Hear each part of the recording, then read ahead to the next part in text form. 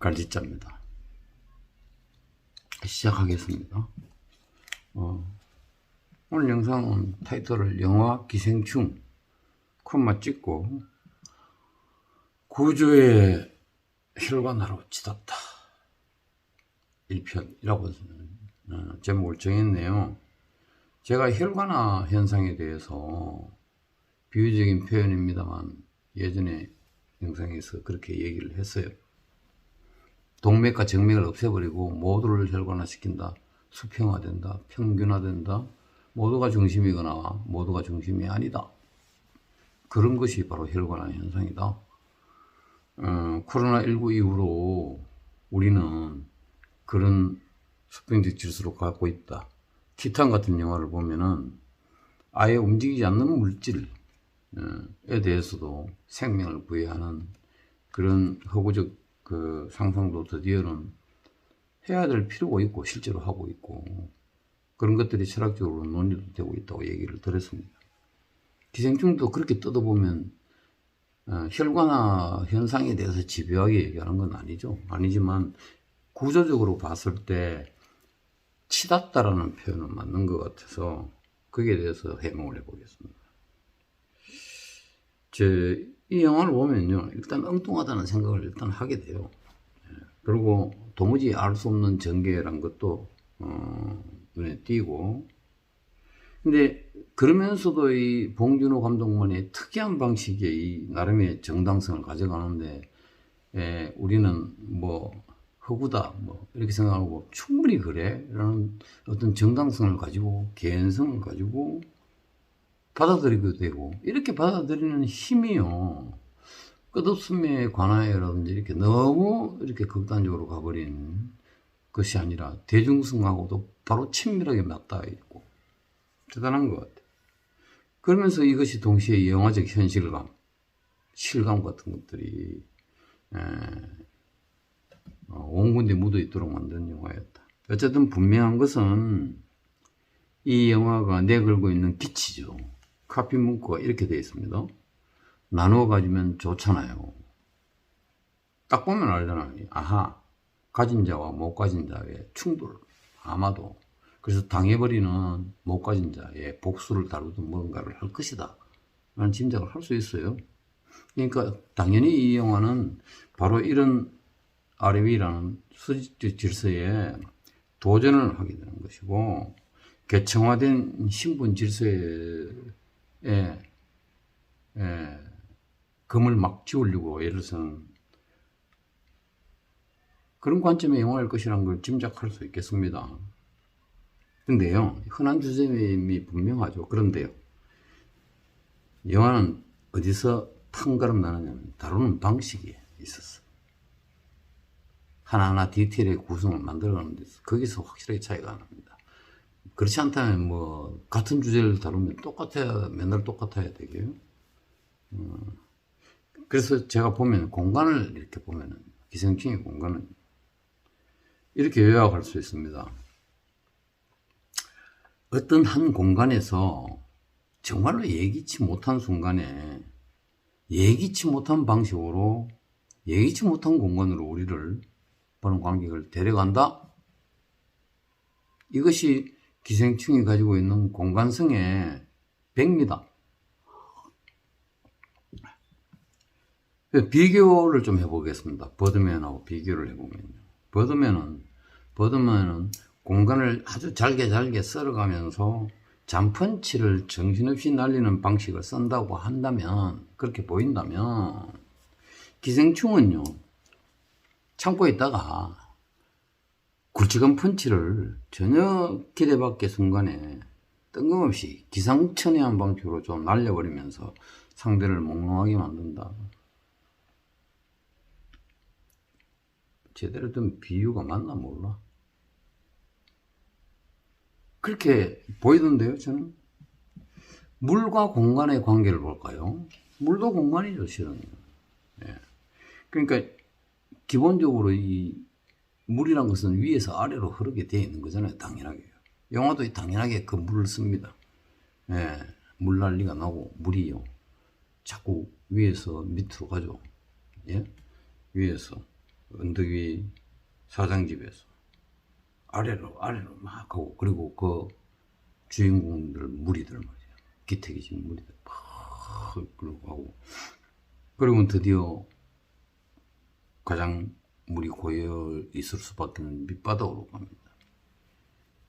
그 밑바닥 인생들이 응집되어 있는 공간으로 가는 거죠. 그러자 영화는 스케일이 갑자기 거대해집니다. 예. 물난리가 난 바로 그 공간 골목길요. 기택이 사는 반지 앞 막 이렇게 펼쳐져 있는 것을요. 위에서 비춥니다. 아, 그 장면 멋있었어요. 물난리 치는데 멋있다고 해도 되나? 근데 거기서 그치지 않고요. 소위 말하는 뭐라 그러니까 그 이재민들이죠. 그게 가짜로 이렇게 적당히 만든 게 아니라 진짜 체육관, 어마어마한 큰 체육관이 왕창 모여있게 만들었어요. 왜 그랬을까요? 그러니까 위에서 사는 사람들, 잘 사는 사람들에 비해서 그 숫자상으로, 규모상으로도 어마어마하다는 거죠.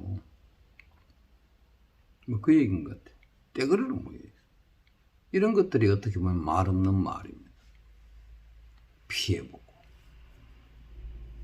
하기야 뭐 최근에 얼마 전에는 강남에서 물난리 났는데, 강남은 또 잘 사는 지역으로 이렇게 대명사처럼 돼 있잖아요. 딱히 그런 것 같지는 않지만 어쨌든요. 사실 강남 안에서 당하는 사람들은 못 사는 사람들 아니었습니까? 아무튼 숫자의 대량만. 그래서 이 물과 이 공간을 봉준호가 쓰는 방식이 결국은요, 자본주의와 현상을요, 이런 시각적인 비유를 통해서 막 파고듭니다.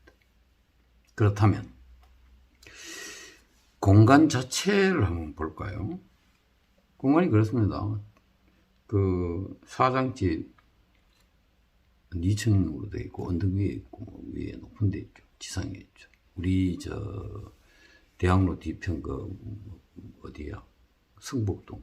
저기 가면 다 멋있게 잘 지어놓고 살던데, 저런 집에 사는 사람들은 대체 코빼기라도 한번 봤으면 좋겠다, 이런 생각 안 듭니까? 뭐 초롱성 같아서 뭐 들여다보기도 힘들어요. 나도 모르겠어. 그런 지상에서 기택이 맡은 분이 이제 송강호가 맡았잖아요. 반지하로 갔다가 드디어는 문광으로 되어 있는데 완전 지하, 이런 방식으로 이렇게 공간이 묘하게 대비시키면서 보여주고 있다는 점도 흥미롭습니다.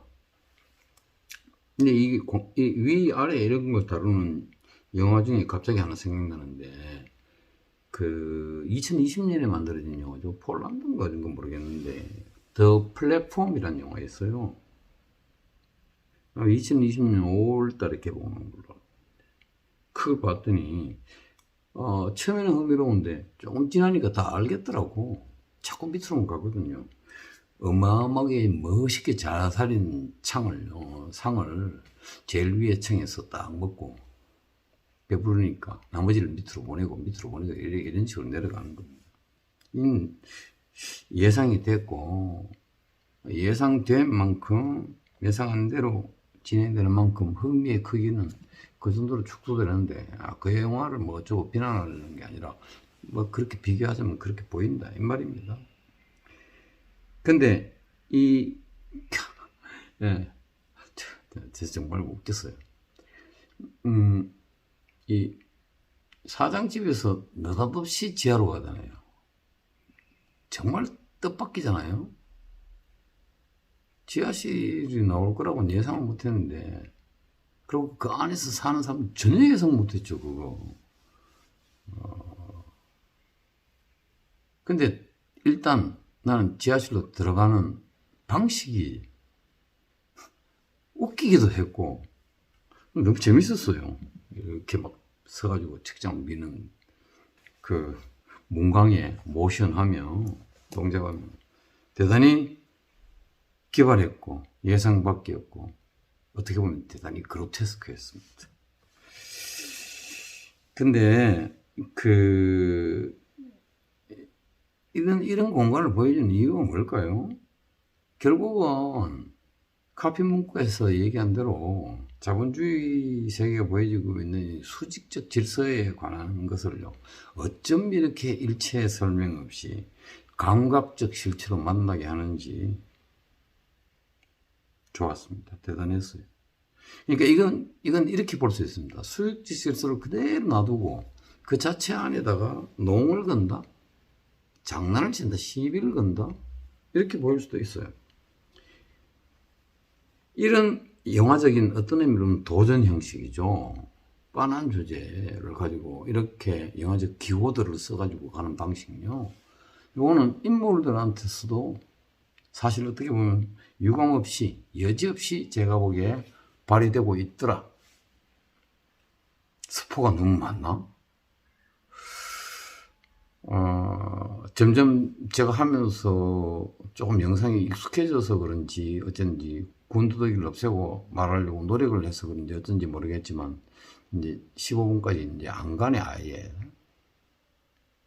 뭐 그래도 또 준비한 게 여기까지밖에 없어서 더 하긴 그렇고요. 다음 영상에서 기생충을 좀 더 다루겠습니다.